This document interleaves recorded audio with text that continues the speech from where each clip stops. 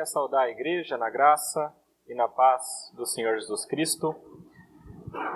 Meus irmãos, é uma grande alegria nós podermos pensar um pouquinho sobre a palavra de Deus, especialmente quando nós chegamos em uma data como essa.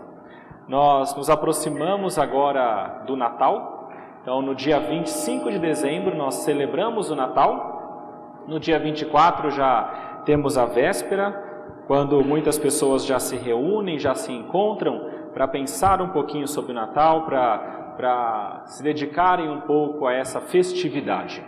E hoje eu gostaria de pensar um pouco sobre o Natal, mas de uma maneira a compreender um pouquinho mais sobre que benefícios o Natal nos lembra que nós temos.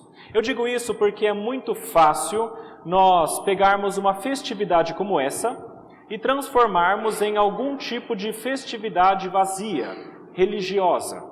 É muito fácil nós pegarmos coisas santas e boas e maravilhosas e transformarmos em algo que é simplesmente inócuo, em algo que é religioso, apenas para cumprir etapa. Ou pior, quando nós transformamos algo como o Natal em uma festividade para nos lembrarmos de presentes, de fraternidade ou, pior ainda, de Papai Noel.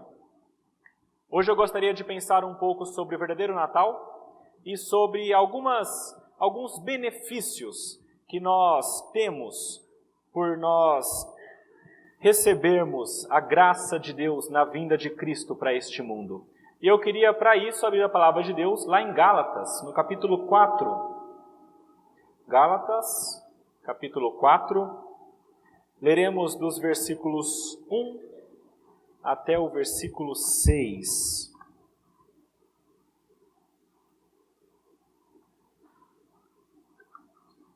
Gálatas 4, capítulo 1, versículos 1 até o versículo 6.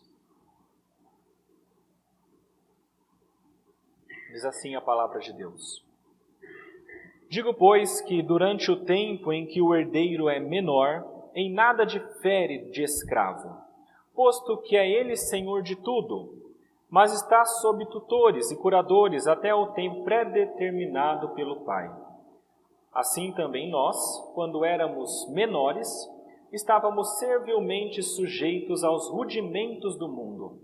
Vindo, porém, à plenitude do tempo, Deus enviou o seu Filho, nascido de mulher, nascido sob a lei, para resgatar os que estavam sob a lei, a fim de que recebêssemos a adoção de filhos. E porque vós sois filhos, enviou Deus ao nosso coração o Espírito de seu Filho, que clama, Abba, Pai, de sorte que já não és escravo, porém filho, e sendo filho, também herdeiro por Deus. Até aí a palavra de Deus. Vamos orar, meus irmãos, pedir a Deus sabedoria para compreendê-la. Senhor nosso Deus, nosso Pai, nós queremos louvá-lo porque nós temos a sua palavra que nos mostra a verdade. Queremos pedir neste momento, Pai, que o teu Santo Espírito nos ajude a compreendê-la. Ilumina-nos, Pai, com o teu Santo Espírito e dá-nos força para que nós não apenas compreendamos a sua palavra, mas para que nós também possamos aplicá-la em nossas vidas. Pedimos isso, crendo no Senhor, na sua graça e no seu amor, em nome de Jesus. Amém. Meus irmãos, veja que no versículo 4 e 5 do texto que nós lemos, diz que na plenitude dos tempos, Deus enviou o seu Filho ao mundo. Aqui nós pensamos sobre o Natal. Em um dado momento, há cerca de 2000 anos atrás, Deus, na sua soberania e na sua graça, envia o seu Filho a este mundo. E isso é o Natal. E eu queria pensar um pouquinho sobre o que isso significa para nós. Quais são os benefícios que nós nos lembramos quando nós celebramos o Natal? E meu desejo hoje, meus irmãos, é que, pensando sobre isso, no tempo em que vocês forem celebrar o Natal nesse fim de ano, no tempo em que vocês estiverem com as suas famílias, ceando, conversando sobre as coisas do reino, que vocês se lembrem destes benefícios. O que veio por conta da vinda de Cristo a este mundo? O que esse evento de verdade significa para nós? E eu penso com os irmãos sobre 3 benefícios que vêm com a vinda de Cristo para este mundo, iniciando pela graça de Deus em nos dar a liberdade. Quando Jesus veio a este mundo, a primeira coisa que Ele nos dá é liberdade. Veja o que diz no versículo 1 até o versículo 4. Digo, pois, que durante o tempo em que o herdeiro é menor, em nada difere de escravo, posto que é ele senhor de tudo, mas está sob tutores e curadores até o tempo pré-determinado pelo Pai. Assim também nós, quando éramos menores, estávamos servilmente sujeitos aos rudimentos do mundo. Vindo, porém, à plenitude do tempo, Deus enviou seu Filho, nascido de mulher, nascido sob a lei, para resgatar os que estavam sob a lei, a fim de que recebêssemos a adoção de filhos. Meus irmãos, Paulo, quando escreve isso aqui, ele está vindo de uma toada nessa carta, falando sobre a salvação dos seus escolhidos. Eu não sei se você já teve a oportunidade de ler a carta de Gálatas, aos Gálatas inteira, mas é muito interessante quando você olha toda a cadeia de pensamento de Paulo. Paulo aqui, quando escreve, ele escreve para uma igreja que está em um contexto bastante complicado. É uma igreja que aparentemente, no início, era cristã, era convertida, mas essa igreja, em algum momento, ela parecia estar se perdendo. Em algum momento, essa igreja começa a desviar os seus caminhos para outros que não são o que Paulo havia ensinado no início. Havia algum tipo de ensinamento ali nesse contexto que não era o de Paulo. Eram alguns homens que são chamados de judaizantes. Estes homens estavam convencendo as pessoas dessa igreja a voltarem aos antigos ensinamentos do judaísmo. De alguma maneira, eles estavam convencendo essas pessoas que a liberdade que havia em Cristo não deveria ser mais seguida, mas eles deveriam agora voltar aos ensinamentos que vinham desde o Antigo Testamento. E isso parece que não é algo apenas daquele tempo. Se vocês pensarem um pouquinho, isso ocorre ainda nos dias de hoje. Vocês vão observar que existem algumas igrejas que recorrem a alguns símbolos do Antigo Testamento, alguns símbolos da lei do Antigo Testamento. Por exemplo, nós temos igrejas voltando à utilização de coisas como o shofar. Nós temos igrejas voltando ao ensinamento e utilização de coisas como o candelabro. Nós temos pessoas utilizando diversas coisas, símbolos que eram do Antigo Testamento, que dizem respeito à lei do Antigo Testamento e trazendo para o nosso contexto, dizendo que é assim que deve ser. E Paulo, quando escreve para pessoas que estão sofrendo esse tipo de assédio. Esse é o objetivo de Paulo aos Gálatas, desde o início, quando ele começa a escrever a sua carta. E o temor de Paulo nessa carta é que estes crentes dessa igreja se esqueçam da liberdade de Cristo e se voltem para as coisas passadas. Veja um pouquinho aí o que está escrito em Gálatas 1, nos versículos 6 e 7. Gálatas 1, versículos 6 e 7. Está escrito o seguinte, Paulo falando aos Gálatas: admira-me que estejais passando tão depressa daquele que vos chamou da graça de Cristo para outro evangelho, o qual não é outro, senão que há alguns que vos perturbam e querem perverter o evangelho de Cristo.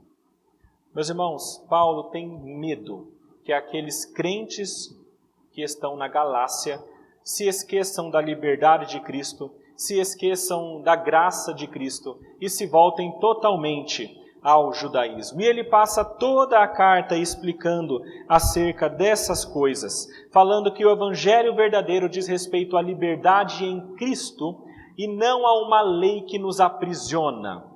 Tudo isso ele começa tratando desde o início, ali do capítulo 2 para frente, ele começa a falar acerca dessas coisas. Veja só o que ele diz aqui, no capítulo 2 para frente, acompanhe aí na palavra de vocês. como que ele trata essas coisas. É bem interessante se vocês observarem. Ele começa falando ali no capítulo 3, no versículo 6, acerca de algo que apela para a experiência de Abraão. Vocês têm aí o título falando sobre a experiência de Abraão. E a ideia de Paulo é demonstrar que a graça de Cristo, na verdade, é algo que é anterior à própria lei. Do versículo 6 até o versículo 14, Paulo trata sobre a experiência de Abraão neste tempo. Veja só o que ele diz no versículo 6. É o caso de Abraão que creu em Deus e isso lhe foi imputado para a justiça. Sabei, pois, que os da fé, que são filhos de Abraão, ora, tendo a Escritura previsto que Deus justificaria pela fé os gentios, pré-anunciou o Evangelho a Abraão. Em ti serão abençoados todos os povos. De modo que os da fé são abençoados com o crente Abraão. Todos quantos, pois, são das obras da lei, estão debaixo de maldição. Porque está escrito: maldito todo aquele que não permanece em todas as coisas escritas no livro da lei. Qual que é a ideia de Paulo aqui, meus irmãos? Demonstrar que a lei, como foi trazida, ela na realidade não é aquilo que nos traz a salvação.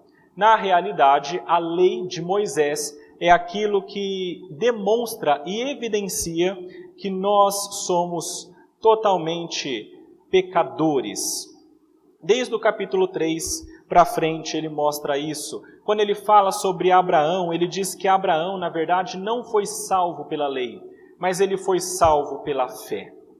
Porque ele creu em Deus, porque ele creu na promessa de Deus. Ele não poderia também ser salvo pela lei, porque a lei nem mesmo existia nesse tempo. O argumento de Paulo é muito interessante porque mostra que a lei mosaica só viria 430 anos depois de Abraão. Como que poderia Abraão, o primeiro talvez escolhido como povo de Deus, ou claramente, ser salvo pela lei, se a lei nem mesmo existia? Mas ainda aí, Deus faz uma promessa para Abraão, dizendo que ele entraria numa terra e receberia essa terra por herança. E não somente Abraão, mas também toda a sua descendência receberia essa promessa, essa terra.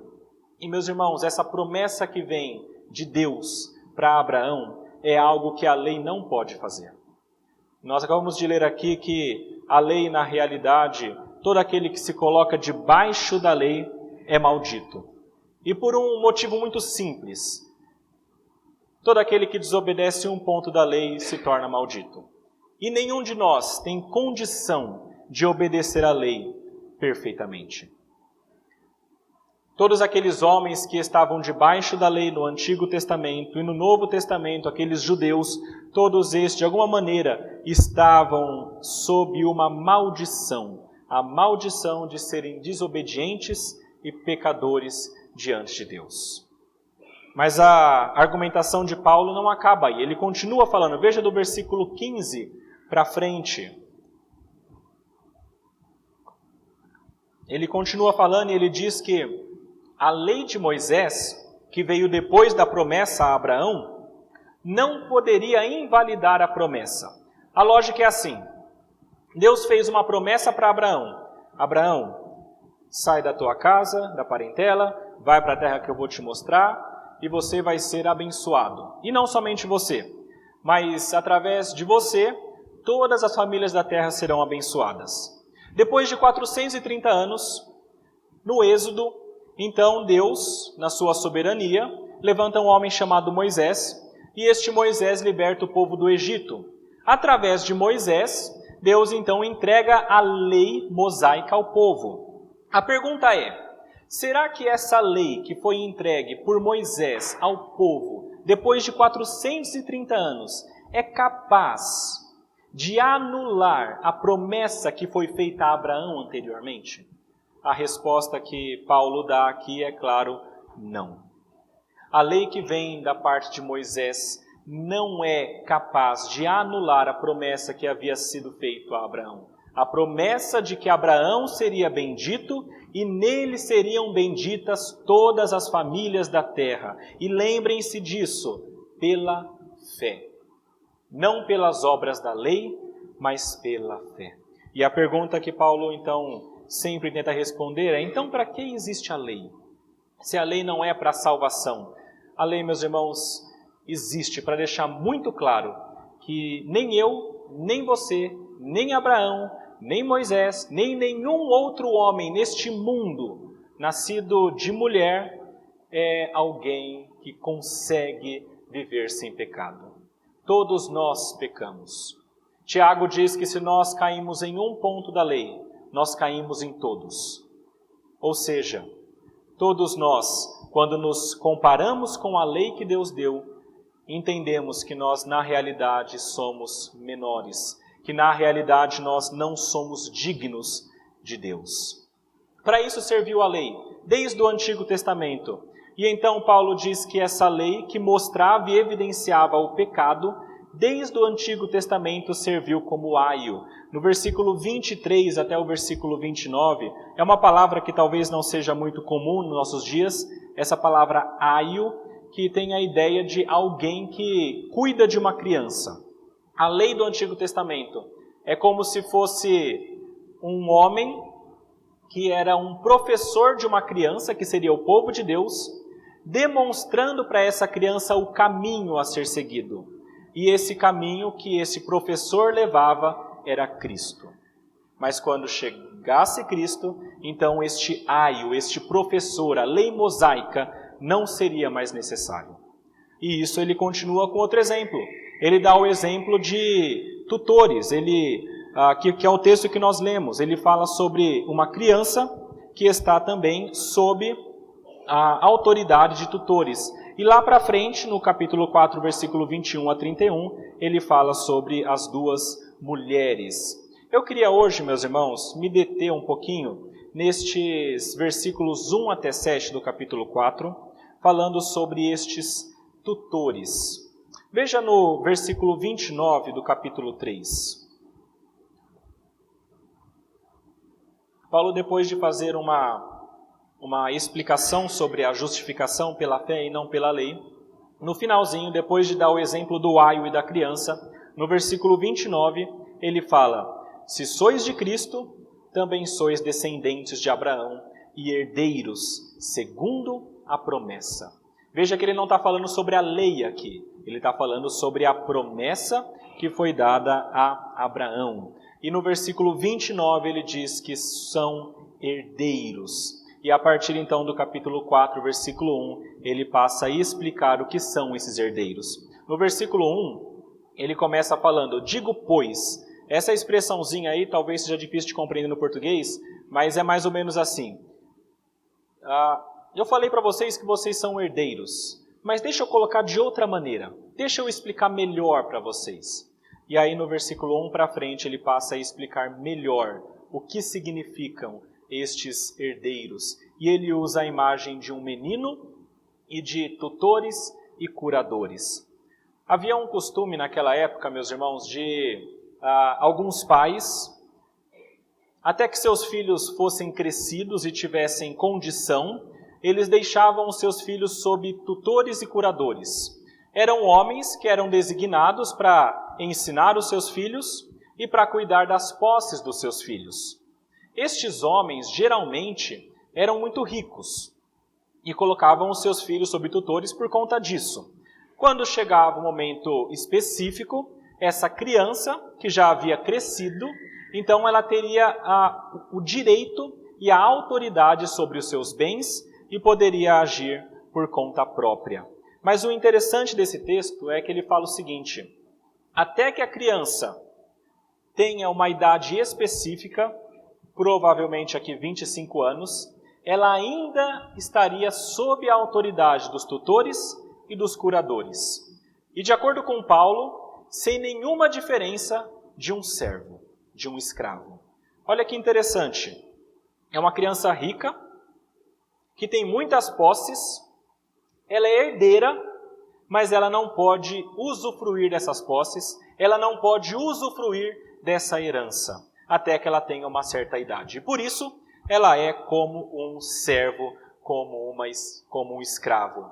E Paulo diz que, assim como essa criança está sob tutores e não pode usufruir da sua herança, que foi dada pelo seu pai, assim também nós.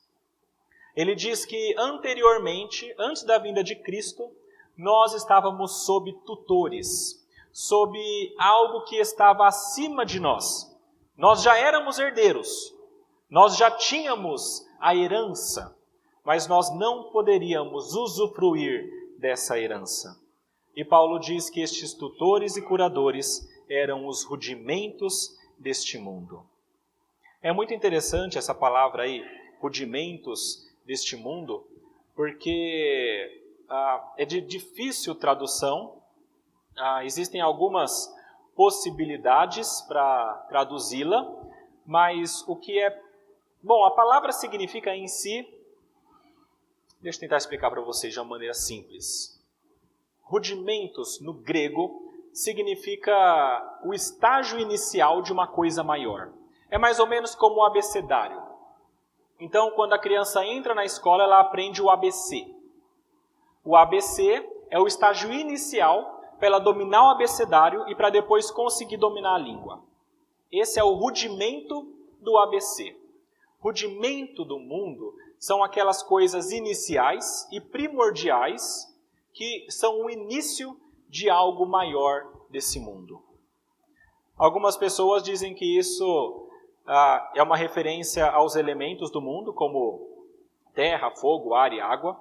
Outras pessoas dizem que isso é uma referência aos espíritos elementais deste mundo, como se houvessem espíritos dominadores. Mas o que eu creio que esse texto quer dizer é que quando nós ainda estávamos sem Cristo, quando a humanidade não tinha Jesus neste mundo, ela estava sujeita a ideias de religião ainda muito iniciais. Então nós tínhamos isso no judaísmo. As pessoas no judaísmo entendiam que havia um Deus, mas não entendiam tão bem quem era esse Deus. Elas achavam que tinham que fazer sacrifícios, e é verdade, porque Deus havia mandado, mas isso não era tudo. Havia algo muito maior. Isso era apenas o início, era apenas o ABC, o beabá da religião. Isso é a lei do Antigo Testamento. Veja aí o que diz no capítulo 3, versículo 25. Volte um pouquinho.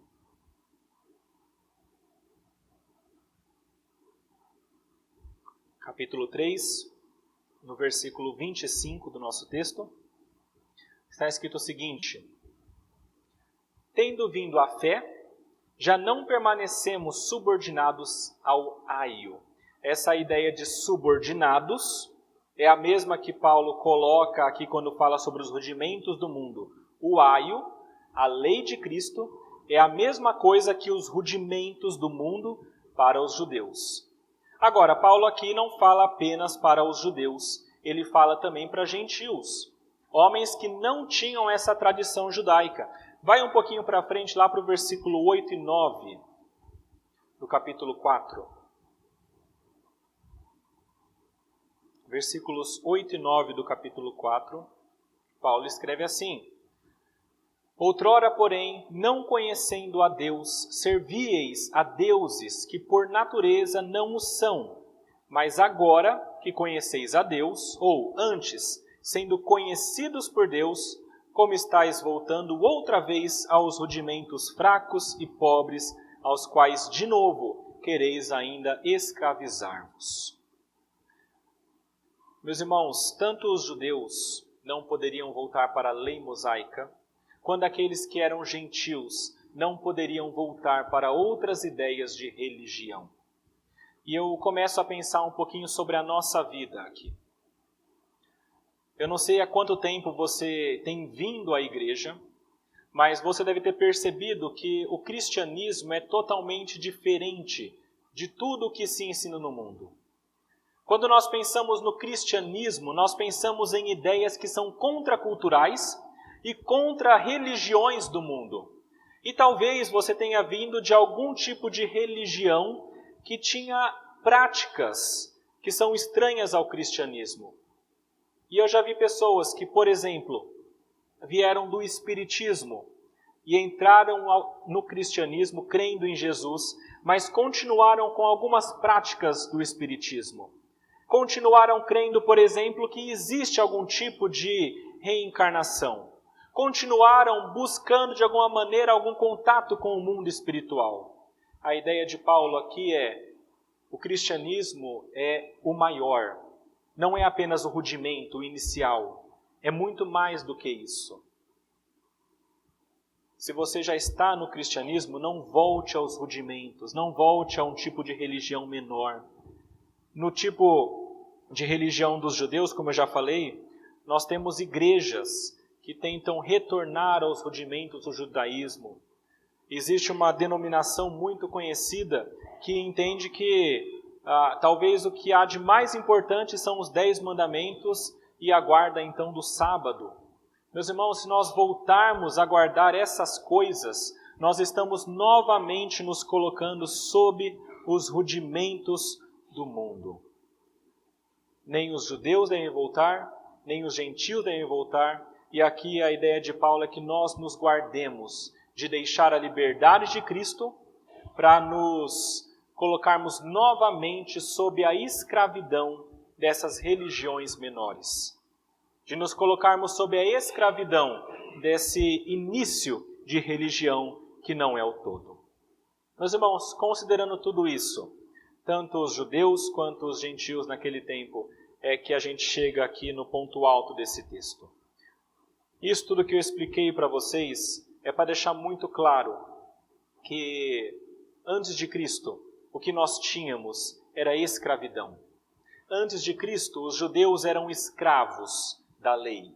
Os gentios eram escravos de outras religiões. E todos eram escravos do pecado. Como diz a palavra, aquele que comete pecado é escravo do pecado. E tudo isso acontece até que chegamos ao versículo 4. O versículo 4 diz o seguinte: Vindo, porém, à plenitude do tempo, Deus enviou o seu Filho, nascido de mulher, nascido sob a lei, para resgatar os que estavam sob a lei. E aqui entra a nossa ideia de Natal. Meus irmãos, os rudimentos do mundo, que eram a ideia do judaísmo e as outras coisas iniciais, não é o que Deus planejou para nós. Deus quer muito mais para nós do que apenas o judaísmo. E quando vem Cristo a este mundo, Ele muda tudo isso. E Ele vem a este mundo, Paulo coloca alguns termos aqui importantes, ele diz que Jesus veio a este mundo na plenitude do tempo. A ideia de um tempo que havia sido completo, um tempo que era planejado por Deus para que Jesus viesse. Aqui a importância do judaísmo. Quando chega nessa plenitude do tempo, é o tempo ideal para que Jesus viesse a esse mundo. E existem várias evidências de como era importante esse tempo ser exatamente, não é 25 de dezembro, é claro, mas ser exatamente aquele tempo em que Jesus fosse nascer, e eu poderia dar várias, mas eu queria pensar com vocês em apenas um fato.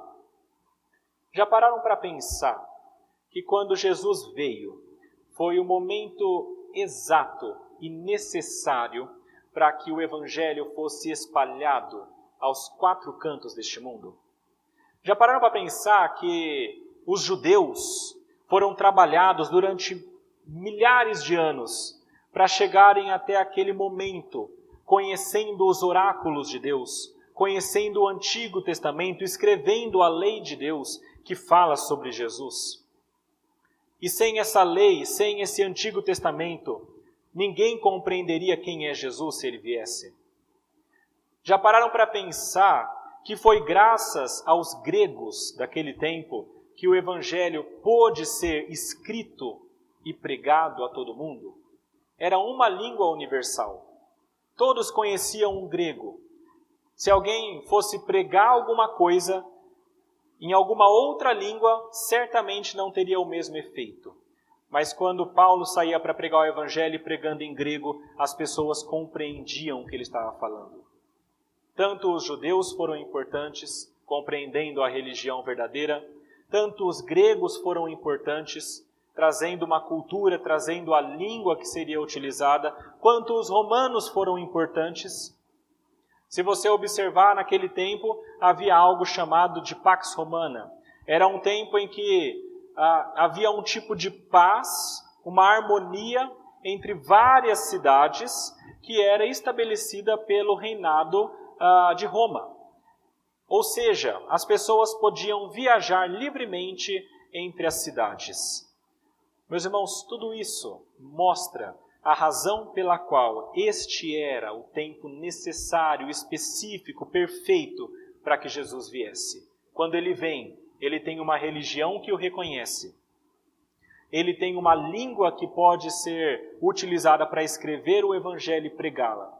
E ele tem uma situação de paz entre várias nações, onde pessoas poderiam viajar e pregar o evangelho. Plenitude dos tempos. Era o tempo ideal e necessário para a chegada de Cristo. Nessa conjunção de fatores é que Jesus chega. O evangelho é pregado e espalhado aos 4 cantos do mundo. Paulo fala ainda a respeito disso nesse pequeno versículo. Além de falar que foi na plenitude dos tempos, ele diz que nesse tempo Deus enviou o seu Filho. É interessante porque ele fala que Deus enviou. A ideia de enviar aqui, no texto original, traz uma noção de algo que já existe e foi enviado. Quando nós pensamos no nascimento de Jesus, algumas religiões, alguns entendimentos doutrinários pensam que Jesus então começou a existir ali. E nós temos várias seitas que seguem essa ideia. Mas a palavra deixa muito claro que quando Jesus vem a este mundo, ele não começou a existir quando nasceu de Maria, mas ele veio enviado de Deus e já existia desde o início. Se vocês lerem aí o texto de João, abram em João 1, para vocês verem.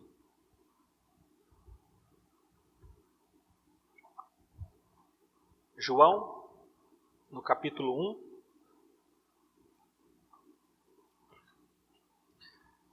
Nos primeiros versículos para frente. Na verdade, o Evangelho de João, se você quiser ler depois, você perceberá que é um dos que mais falam sobre a divindade de Cristo, quando fala sempre que Ele é, eu sou. E nesse início, deixando muito claro, João capítulo 1, versículo 1, ele fala: no princípio era o Verbo, e o Verbo estava com Deus, e o Verbo era Deus. Ele estava no princípio com Deus, todas as coisas foram feitas por intermédio dele, e sem ele nada do que foi feito se fez. Meus irmãos, a Bíblia é muito clara quanto à divindade de Cristo. Quando Paulo fala que Deus enviou o seu Filho, ele tem em mente que Jesus é Deus e sempre existiu. E em determinado momento Deus envia este Verbo encarnado ao mundo. Deus enviou o seu Filho, nascido de mulher. Este Deus se torna um homem. Ele nasce de uma mulher. E é muito interessante essa expressão nascido de mulher. Por que será que Paulo fala isso? Por que ele não fala simplesmente que nasceu como homem? Meus irmãos, eu não posso deixar de me lembrar de Gênesis 3,15. Lá em Gênesis 3, no versículo 15, abra aí também, só para você ter uma noção. É o conhecido proto-evangelho, o primeiro evangelho pregado na palavra de Deus. Não com os nomes Jesus, salvação, propiciação, mas de uma maneira seminal.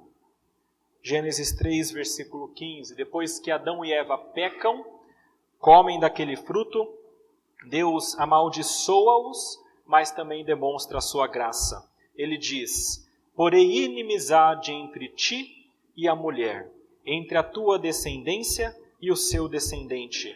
Este te ferirá a cabeça e tu lhe ferirás o calcanhar.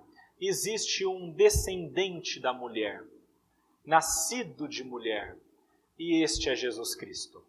Meus irmãos, quando Paulo diz que ele nasceu de mulher, é muito possível que ele esteja fazendo uma alusão ao que foi prometido lá em Gênesis 3,15. O descendente da mulher é Jesus Cristo, assim como o descendente de Abraão é o próprio Jesus. Jesus, meus irmãos, é o descendente que viria para salvar o povo, para libertar o povo do pecado. Mas Paulo continua, diz que ele nasceu de mulher, que ele foi enviado a este mundo por Deus, e ele também foi nascido sob a lei, para resgatar os que estavam sob a lei também. Meus irmãos, para que Jesus pudesse libertar os homens da sua condenação, ele precisaria se colocar no seu lugar.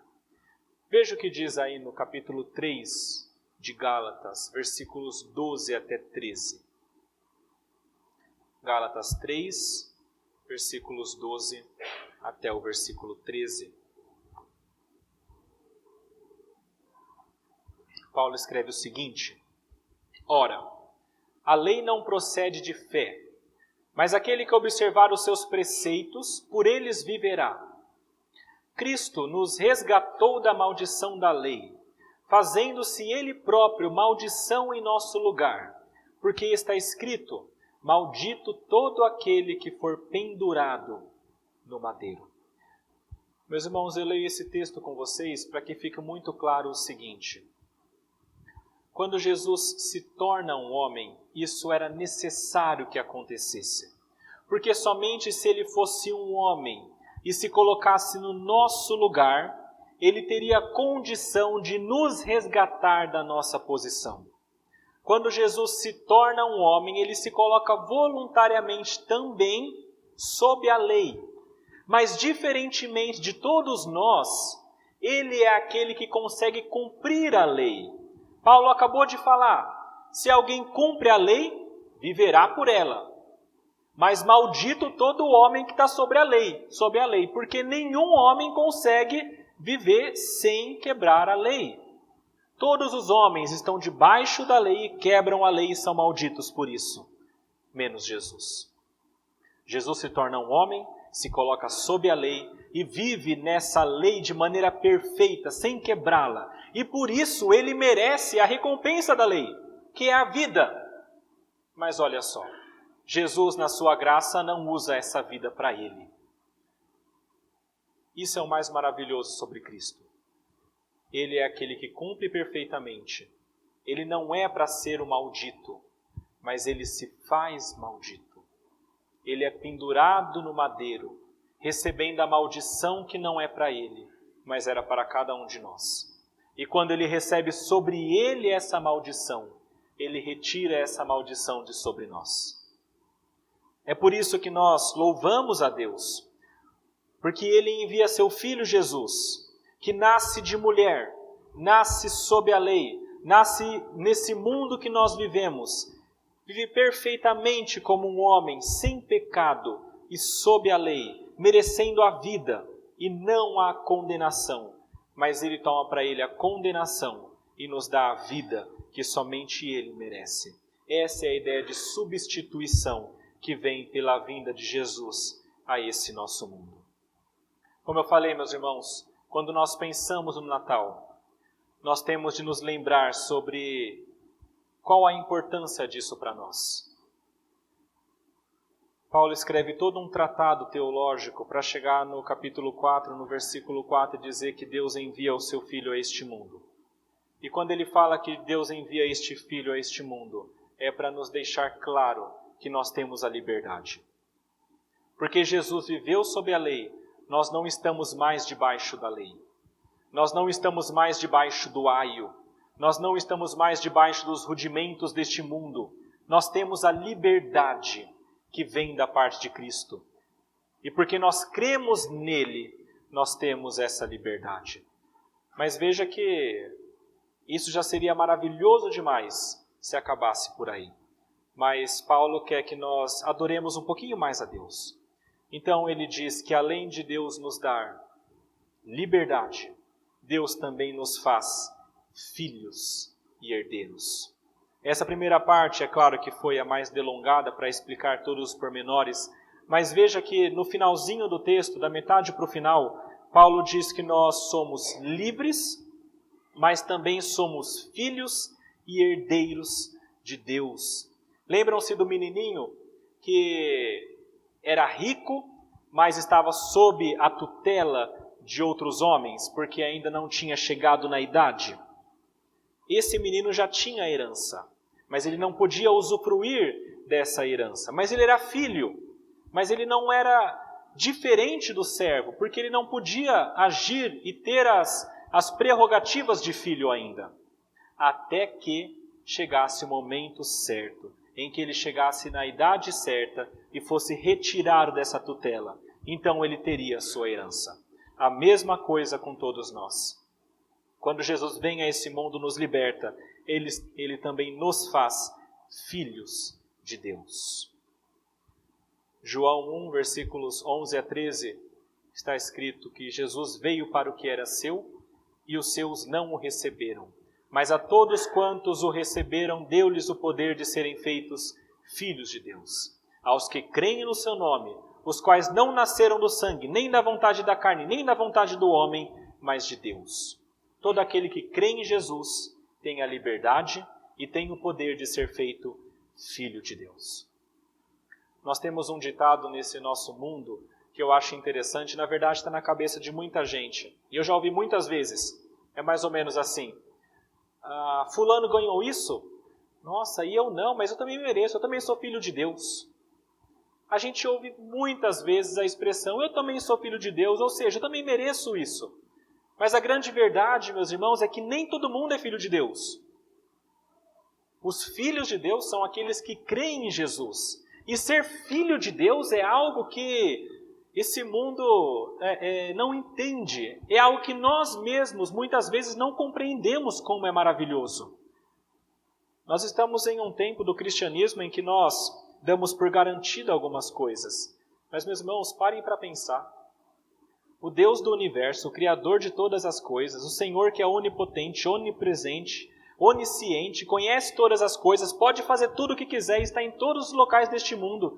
Este Deus que criou este mundo e continua segurando este mundo nas suas mãos, este Deus, por amor, decidiu fazer com que você fosse filho dele. Ele podia simplesmente te aniquilar, é claro, mas ele podia ser misericordioso e te dar a liberdade, mas ele quis fazer mais do que isso. Ele quis fazer com que você se tornasse filho dele. Meus irmãos, esse texto aqui é muito bonito, porque nos mostra que Deus, na sua graça, não só nos liberta, mas ele também nos faz filhos dele. E por isso nós também louvamos a ele. E não apenas isso, veja como o apóstolo continua. Diz que nós somos livres da lei, que nós somos filhos de Deus, e nós então também recebemos o Espírito de Cristo. 3 benefícios do Natal: sermos livres, sermos filhos e termos o Espírito de Cristo. Veja o que diz no versículo 6 até o versículo 7. O apóstolo escreve: E porque vós sois filhos, enviou Deus ao nosso coração o Espírito de seu Filho, que clama, Abba, Pai. De sorte que já não és escravo, porém filho, e sendo filho também herdeiro de Deus. Meus irmãos, Deus nos envia o Espírito de Jesus. E o que eu acho mais interessante desse texto é que fala que ele nos envia porque nós somos filhos. Geralmente, quando nós pensamos sobre o Espírito de Deus vindo em nós e nos dando vida, nós colocamos isso anterior à nossa conversão, de maneira reformada. O Espírito Santo vem, nos dá vida e nós cremos e então nós somos salvos. Isso é verdade. Mas o texto parece dar uma ênfase um pouco diferente. A ênfase do texto é mais ou menos assim: vocês já são herdeiros. Vocês já foram escolhidos por Deus. Vocês já são filhos de Deus. E porque vocês são filhos, agora Deus também dá o Espírito do seu Filho para habitar dentro de vocês. E tendo esse Espírito de Jesus, vocês têm a plena certeza de que vocês são dele. Meus irmãos, cada um de nós que crê em Jesus, recebe o Espírito do Filho de Deus, porque é filho de Deus. Essa promessa de que nós seríamos dele, que nós somos filhos de Deus, isso precede a lei, isso precede a sua vida, isso precede até Abraão, porque lá em Efésios diz que nós fomos escolhidos antes da fundação do mundo. E desde antes da fundação do mundo, Deus já tem determinado que você seria filho dele. É por isso que na sua vida, quando chegou o momento certo, na plenitude do tempo da tua vida, você entendeu que você deveria seguir a Deus. E que você deveria crer em Jesus. E então, você demonstrou claramente que você é filho de Deus. Nós todos que somos filhos de Deus, nós temos o Espírito de Cristo. Este Espírito que está para nos confirmar que nós somos filhos de Deus. Abra em Romanos no capítulo 8. Romanos capítulo 8.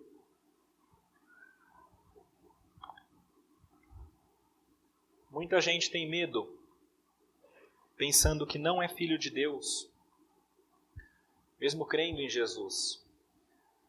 Mas Deus, na sua graça, já nos concedeu algo para nos ajudar.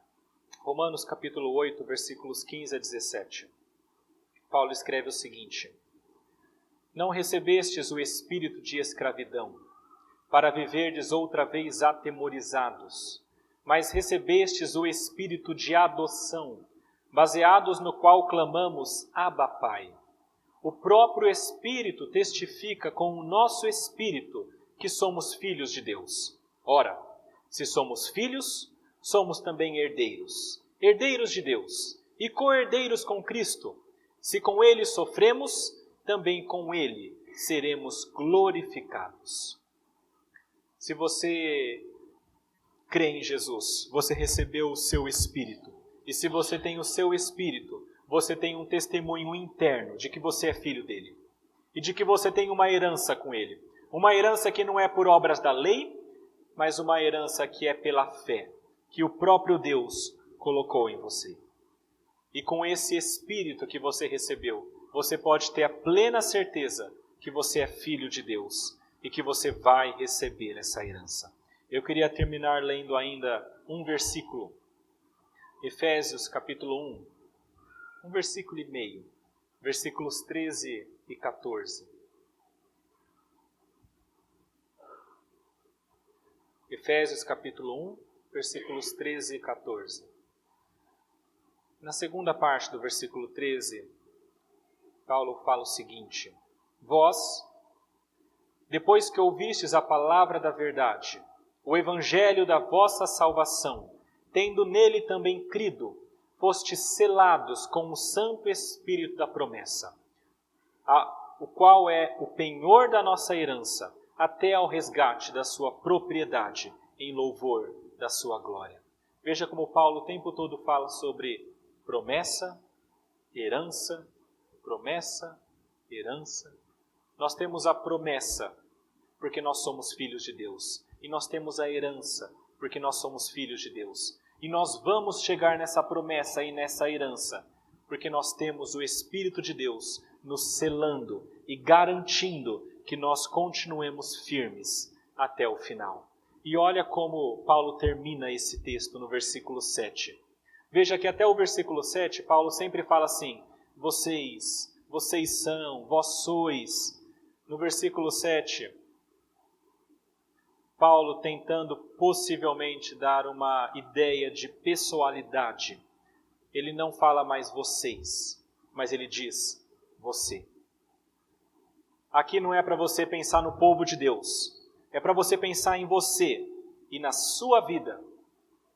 Porque Jesus veio a este mundo há 2000 anos atrás, e porque você crê no nome dele, e ele te deu essa fé, e te deu o Espírito, tudo isso faz com que vocês não sejam mais escravos. E no finalzinho, no versículo 7, ele diz, de sorte que já não és escravo, porém filho, e sendo filho, também herdeiro por Deus. Se você crê em Jesus, se você entende que é filho, se você já entregou a sua vida nas mãos de Cristo, porque Ele fez isso contigo, então você é filho. Eu queria terminar esse esse tempo de meditação, meus irmãos, apenas com algumas aplicações. Primeira delas, a primeira vantagem, o primeiro benefício que nós temos por lembrarmos do Natal, o que o Natal nos trouxe, o que a vinda de Cristo nos trouxe é a liberdade. Nós somos livres. Isso porque nós cremos em Cristo. Cristo nos libertou do império das trevas, nos libertou do jugo do pecado, nos libertou do jugo da lei. Nós temos liberdade nele. Não permita que pessoas te coloquem de novo sob esse jugo. Não permita que pessoas te enganem para que você volte ao judaísmo ou a outras religiões. Você tem algo muito maior e muito superior. Você não está mais sob a maldição de coisas deste mundo. Não se permita enganar com falsos mestres, pregando o judaísmo, pregando coisas passadas, pregando coisas que nos escravizam. Vocês são livres. E livres do pecado. Não há pecado mais que tenha poder sobre sua vida tamanho que você não consiga se libertar dele. Porque Jesus já te libertou dos pecados. Então é necessário que você lute para ter uma vida santa. Você é livre. Segundo, você é filho, você é herdeiro. A doutrina da adoção é uma das mais belas da Bíblia. Se você crê em Cristo e você é filho, entenda que a sua herança está garantida. A sua entrada no céu já está garantida. A sua eternidade está garantida. E eu digo isso por um motivo muito simples. Deus não é homem e mulher terreno para esquecer do filho. Nem o homem e mulher terreno geralmente esquece dos seus filhos. Quanto mais Deus. Se você é filho dele, ele certamente vai garantir a sua entrada no céu. E vai garantir com que a sua vida seja correspondente a isso. Em terceiro lugar, nós vimos que nós temos o Espírito de Cristo. Se você tem o Espírito de Cristo, ele habita em você, ele garante a sua vida com Deus. Entenda também que você tem a condição de se comunicar com este Deus, ter um relacionamento com ele. É o Espírito que clama, Abba Pai. Se ele clama, Abba Pai, você também pode clamar. Você também pode se comunicar com Deus e ter um relacionamento com ele. Por isso eu queria dizer para você, creia nisso. Creia que Jesus veio a este mundo, que ele morreu pelos nossos pecados, que ele te deu acesso ao Pai. Creia que você está livre. Creia que você é herdeiro e filho. E creia que você tem o Espírito de Cristo. E que essas 3 vantagens ou 3 benefícios da vinda de Cristo para esse mundo sejam algo que os leve a glorificar a Deus neste final de ano. Não se deixe perder por coisas banais, mas foque naquilo que é mais importante. O fato de que vocês hoje são povo de Deus, escolhidos, libertos, adotados e recebedores do seu Espírito Santo. Vamos orar. Senhor nosso Deus, nosso Pai, nós lemos um texto que foi escrito pelo apóstolo Paulo e entendemos, Pai, que o Senhor fez com que ele fosse escrito para nos dar a esperança e a certeza de que nós não somos mais escravizados por qualquer coisa, mas nós temos a liberdade em Ti. Queremos agradecer porque, pela Sua graça, o Senhor, em determinado momento neste mundo, enviou o Seu Filho. O Seu Filho para nascer sob mulher, sob a lei, e para cumpri-la perfeitamente, nos dando a vida, e não mais a maldição. Queremos louvá-lo porque Jesus, no momento determinado também, foi até aquela cruz, se fazendo maldição em nosso lugar. Queremos louvá-lo por essas verdades. Pedir, Pai, para que essas verdades façam sentido em nossas vidas e que nós creiamos nelas. Se nós ainda não cremos, dá-nos a fé. Se nós já cremos, ajuda-nos, Pai, a termos uma vida que reflita essa nossa fé. Queremos rogar ao Senhor, Pai, que durante este período de festas, esse Natal, nós possamos focar em Ti, nos lembrar da verdade da vinda de Jesus a este mundo e glorificá-lo, Pai, por todas as coisas que o Senhor tem nos dado. Dá-nos essa graça, pedimos, em nome de Jesus. Amém.